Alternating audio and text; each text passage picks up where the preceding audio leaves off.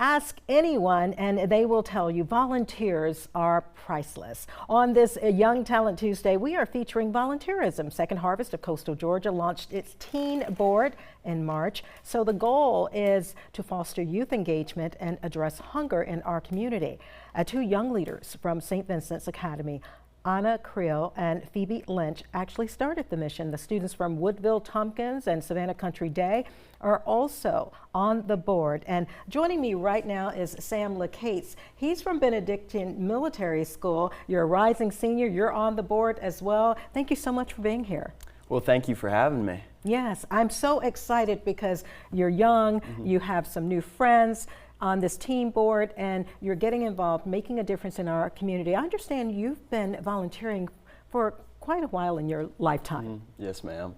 Well, I actually started when I was younger, when I started volunteering with the Tybee Island Youth Council, and I was gracious enough to have that opportunity, and I fell in love with it, leading me on to Second Harvest, which has been an awesome opportunity to reach out into the community, and it's been a pleasure to work with those who I've worked with, and it's been an awesome experience overall.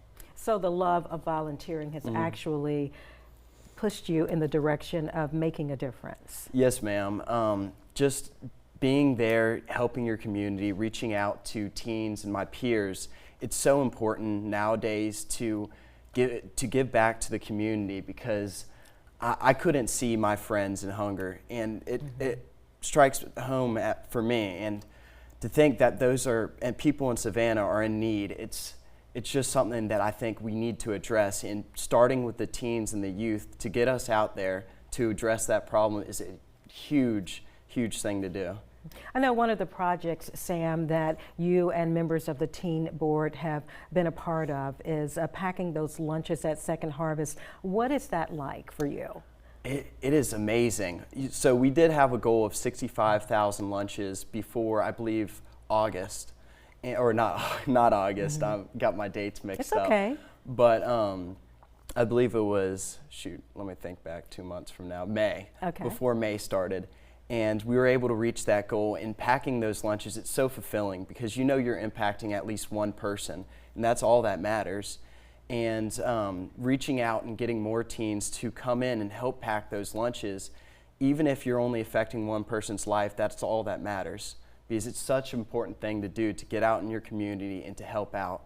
I love, love, love what you're saying and what we're all hearing, and I'm sure our viewers at home really appreciate you, especially as a young person. We have some video that we want to show you also, as you and some of the teen board members have been so involved at Second Harvest. You've mentioned what comes across your mind as you're doing this. What do you think in terms of you being young, you have a family, you're able to be at home, and you have a meal every day? I mean, it's really hard to think that because I've been gracious enough to be able to have food on the table, and it's hard to think that there are people who aren't guaranteed 3 meals a day or are only having 1 meal a day, and it's just something hard to kind of deal with. And I think that we need to, as a community, we need to start change now so those people can have those scheduled meals a day, because I mean, it's a basic human need, and everybody deserves not to be hungry.